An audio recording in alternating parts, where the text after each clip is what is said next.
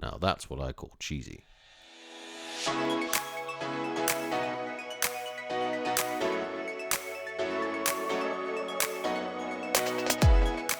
Hey there, home chefs. If I had to pick one ingredient that can make virtually any dish better, it's cheese. Let's not beat around the bush. Cheese makes the world go round, and that goes for mac and cheese too. In fact, this recipe is so cheesy, I'm thinking of renaming it Cheese and Mac, because let's face it, we may have come for the mac, but we are staying for the cheese. So grab a cup of tea, and let's get cheesy. With all this hype, obviously let's start with the cheese. There are lots of different cheeses that can work well in a mac and cheese, and I am definitely of the opinion that utilizing more than one type will yield a greater and more rounded flavor. Worth experimenting yourself, but one of the best combos I found is courtesy of Brian Lagerstrom. You've got a block of Pecarino Romano, a harder, saltier cheese, a block of Gruyere, a nutty, slightly softer Swiss cheese, and a block of one of my absolute favorite cheeses, Taleggio, a softer and super flavorful Italian cheese that adds a beautiful meltiness. Now, you're probably expecting me to give you some amounts to measure out for this recipe, but not this time. I'm using the whole damn block. Grating the Pecorino and Gruyere, and then not going to attempt to grate the Taleggio, so we'll just chop that up as best I can. There, when I said this was cheesy, I meant it. Keep the cheese separated for now, except for taking a little of each, which we can use for topping before it goes in the oven. Now, the other component is of course the mac, or in this case, not actually macaroni. I've got some shell pasta known as conchigli. It's often actually better not to use the more commonly used elbow pasta, and instead use these shell shapes to better take on that cheesy sauce for an overall better texture. To be honest, feel free to sub for your pasta of choice, it's still going to be delicious. The main thing is to boil the pasta in some heavily salted water, and for a few minutes under the recommended time. The cooking is going to finish in the oven. Right, let's build this beautiful cheese and mac. The key is a cheesy white sauce, and honestly making something this flavorful has never been easier. You'll need equal parts butter and flour, and a whole lot of milk and cream. Oh yeah, there is no point skimping on the good stuff here. Cream equals delicious, so we are using it. Start with melting your butter. I've gone with 75 grams, and when the bubbles start to fade, add in the flour and stir and cook for a good few minutes to get rid of any raw flour taste. Then slowly add in your milk and cream. I've got a ratio of 3:1 semi-skimmed milk and heavy cream, makes about a litre in total.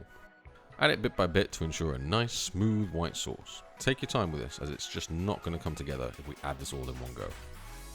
Now at this point you can play around a bit again with the flavour. A bit of grated nutmeg, a lot of people add some mustard, I like a touch of paprika, but even without anything the cheese is carrying a lot of flavour and taste, so anything else is just a bonus.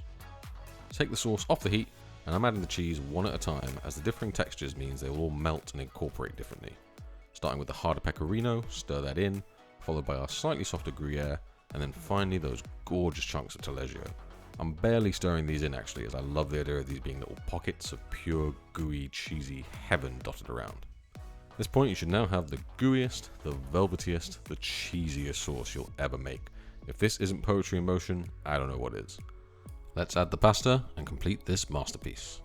A helpful tip is if you can get the timing right is to boil the pasta close to the sauce being finished, so you can add the pasta directly from the water. This way it's not being drained, and we can use some of that great starchy water to further elevate this beautiful cheesy sauce. Mix that all together and stand and admire this concoction in all its glory. Now I highly recommend using a deep pan that works in the oven as well, as this is going to present so well, especially if serving at a dinner party, just going straight in. Otherwise, just scoop into an oven-proof dish that you've got.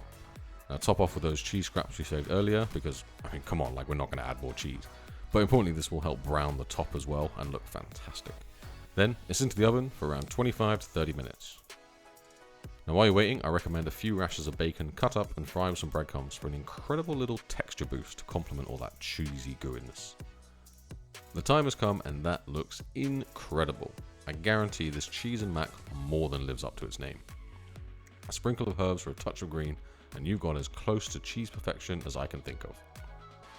Just look at that beautiful golden crust bubbling away. Now it was incredibly hard to resist diving straight into, but you need to let this rest for a good 15 minutes at least. I made the mistake of trying to eat it immediately out the oven because, well, can you blame me? And it damn near burnt my insides, it was that hot. Was it worth it? Oh yeah. Do I recommend it? Probably not, so dive in at your peril. The plating is best kept simple. Scoop it out and drop it into a dark bowl to contrast the light colours, top with a bit of that breaded bacon, and enjoy. If your mouth is not watering just yet, wait till you tucking into this. Mac and cheese done right in my book. So whether you're looking to upgrade your mac and cheese or just never realized you can always add more cheese, try out the cheesiest mac and cheese you'll ever make. Get cooking, home chefs, and I'll see you in the next video.